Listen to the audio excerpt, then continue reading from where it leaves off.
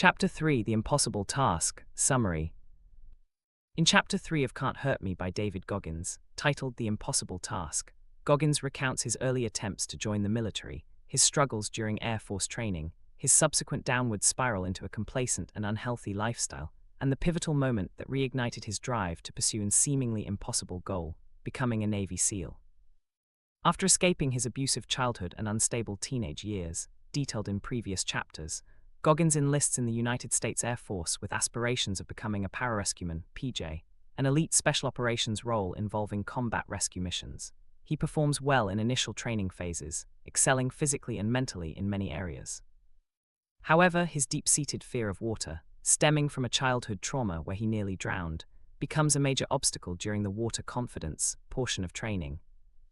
Water confidence training involves intense aquatic skills, such as treading water for extended periods, underwater swims, and simulated drown-proofing exercises, e.g., being bound hand and foot while retrieving objects from the pool bottom. Goggins describes these tasks as mentally and physically torturous. His phobia causes him to panic, fail repeatedly, and dread each session. Despite pushing through initial failures, the stress takes a toll.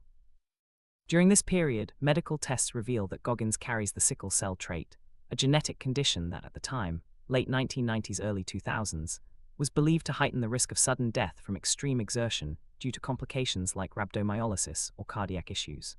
The Air Force deems this a disqualifying factor for high-risk roles like pararescue, and Goggins is medically discharged after about 4 years of service. Outwardly, he acts devastated, but inwardly he admits relief. The discharge provides an escape from confronting his fear of water and the risk of failure. Free from military structure, Goggins falls into a passive, unfulfilled life.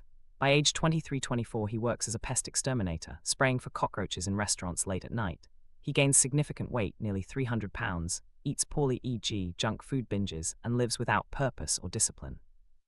He avoids challenges, numbs himself with routine, and embodies the victim mentality he later criticizes, blaming circumstances rather than taking accountability. This low point lasts several years.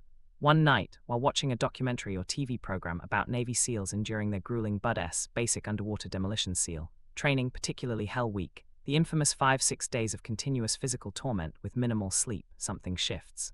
Goggins sees the SEALs pushing through extreme cold, exhaustion, and pain in ways that mirror the discomfort he once fled. At over 290 pounds, unable to swim properly, and far from military fitness standards, becoming a SEAL seems utterly impossible. SEAL candidates must meet strict physical requirements, e.g., timed runs, swims, pull-ups, pass the ASVAB entrance exam, and survive one of the world's toughest training programs, with dropout rates over 70–80%.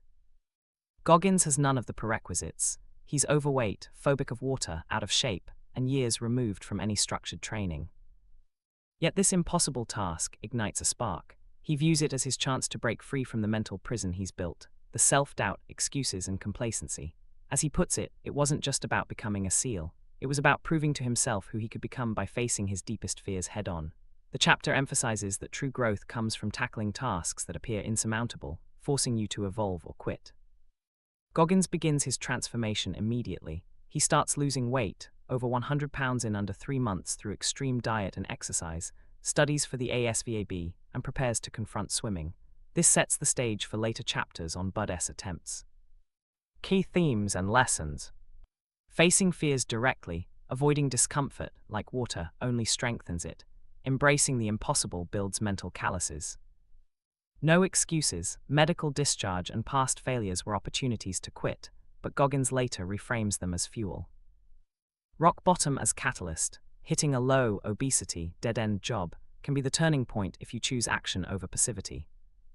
The power of one defining challenge. Picking an audacious goal reframes your identity and drives massive change. Chapter Challenge 3. Goggins challenges readers to get uncomfortable deliberately. Identify one thing you avoid because it's hard or scary, e.g., public speaking, cold showers, a tough conversation, and do it repeatedly until it no longer controls you. Start small, build gradually. This calluses your mind, turning weakness into strength. This chapter transitions from Goggins' early failures to his relentless pursuit of SEAL training, highlighting how choosing an impossible task became the foundation for mastering his mind.